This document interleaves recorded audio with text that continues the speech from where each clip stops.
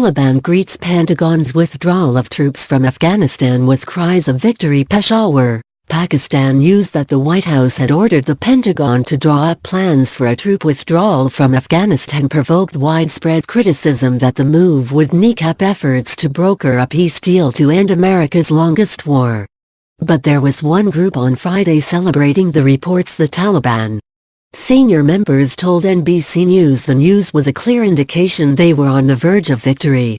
The 17-year-long struggle and sacrifices of thousands of our people finally yielded fruit, said a senior Taliban commander from Afghanistan's Helmand province. We proved it to the entire world that we defeated the self-proclaimed world's lone superpower. We are close to our destination, added the commander, who spoke on condition of anonymity because the group's leadership had prohibited members from talking to the media about current events. He added that all field commanders had also been told to intensify training efforts to capture 4 strategic provinces in the run-up to the next round of talks between the U.S. and Taliban, which are expected in January. A Taliban leader in eastern Kunar province, Maulvi Sher Mohammed, said news of withdrawal should serve as a lesson to Americans. The U.S. people and particularly its rulers should think about what they achieved by invading Afghanistan and by causing so many losses to the citizens of Afghanistan and wasting their own resources on this long war, he said. The Pentagon declined to comment on the Taliban's claims. So far, the U.S.'s military campaign, along with billions in aid, have not succeeded in driving out the Taliban and other militants or making the country safe. In 2017, Afghanistan overtook Iraq to become the deadliest country for terrorism, with 1/4 of all such deaths worldwide happening there. And the number of civilians killed in the country reached a record in the first half of this year, with a surge in suicide attacks claimed by the Islamic State group, according to the United Nations.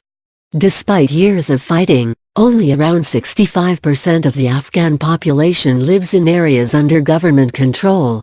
The U.S. plans for a withdrawal were due shortly after the new year, according to 2 defense officials and a person briefed on the matter. They cautioned that no decision has been made, but President Donald Trump wants to see options.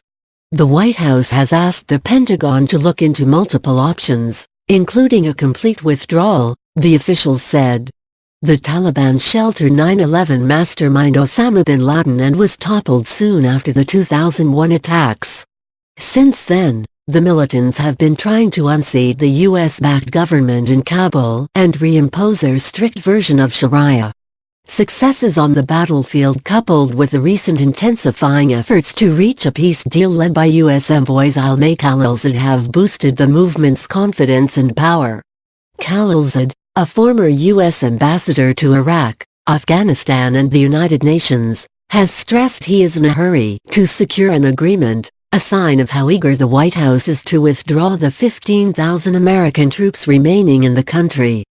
But reducing the U.S. footprint in Afghanistan would mean fewer U.S. air bases, and American firepower will be less responsive and less available for Afghan troops fighting Taliban militants, said Jason Campbell, a former senior Defense Department official and now a policy researcher at the RAND Corporation think tank.